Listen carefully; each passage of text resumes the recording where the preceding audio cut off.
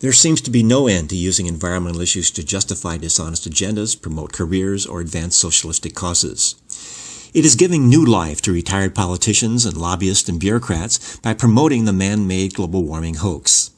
They call themselves leaders simply because they're standing in front of a parade of emotional, often misinformed environmentalists. The irony is that these self-appointed spokesmen have few qualifications to speak intelligently on the subject.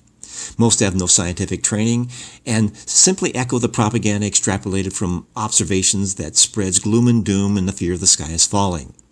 LB 283 by Senator Wishart Climate Change Study and LB 243 Senator Gragert's Soil and Water Task Force are examples of a Trojan horse approach for funding these studies, like the Muller Report regarding the president. These studies continue to look for ways with no evidence to blame their enemy for something of which they had no involvement. The words study, task force, or investigation are almost fighting words and are code for let's look for a problem so we can blame someone we don't like for it. Our planet is warming.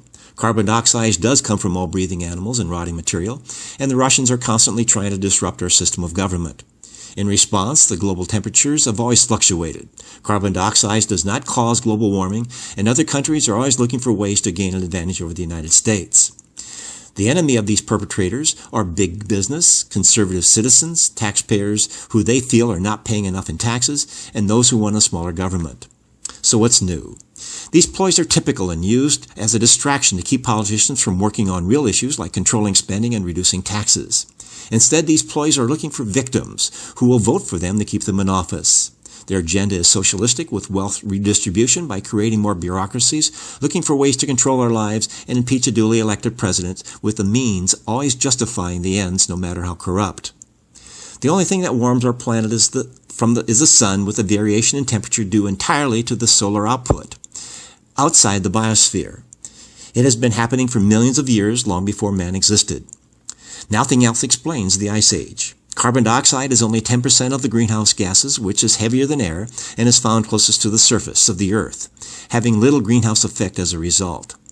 This is nature's way of making sure plants use that as food to grow. Carbon dioxide is the only component they can blame on business. Regardless, we must all do what we can to care for and conserve our natural resources as well as protect our country from threats. Any effort to legislate a way to control climate is vacuous and insulting to any honest, logical thinking individual with a basic understanding of chemistry and physics. Let's get back to making laws that are fair, truthful, sustainable, and have integrity. If this test were used before attempting to violate the laws of physics or economics, not to mention logic, we would not get a sore neck, shaking our head in disbelief at the incredulous activities from these elected officials who are taking our tax dollars to advance these hoaxes. This is Keith Kuby with your Nebraska News Nugget, wishing you the best in making the world a better place.